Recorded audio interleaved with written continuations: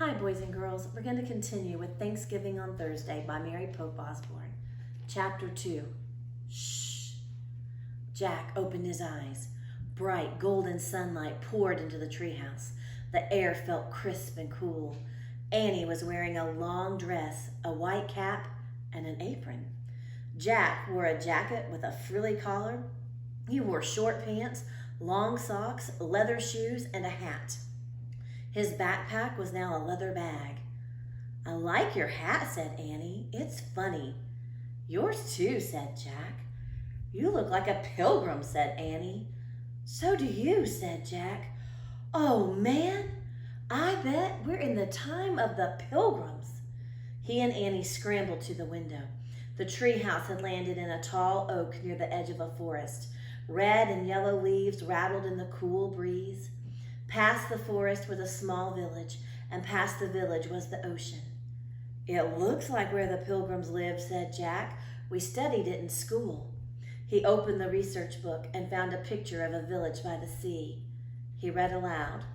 "In 1620, a group of 102 passengers sailed from England to America on a ship called the Mayflower.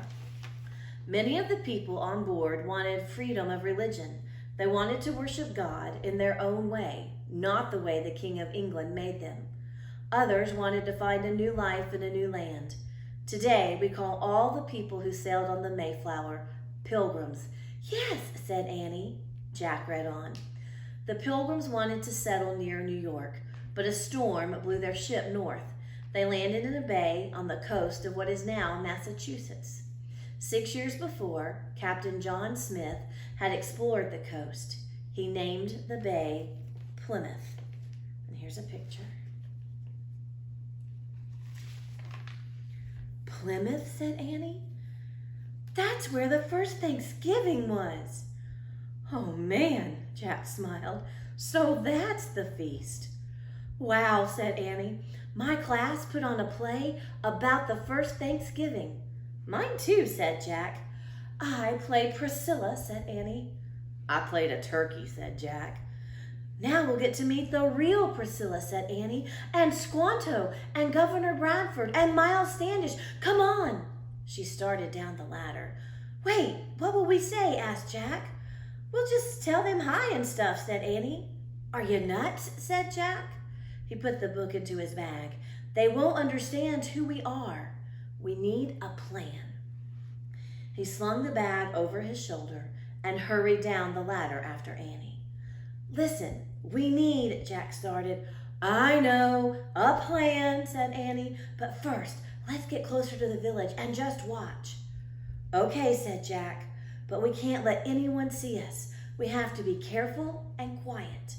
He and Annie started walking carefully through the woods, but they did not walk quietly. The autumn leaves crunched and crackled under their leather shoes. "Shh," said Jack. "I can't help it," said Annie. "You're doing it too." "Then we have to stop," said Jack. "Let's get behind that tree and watch from there."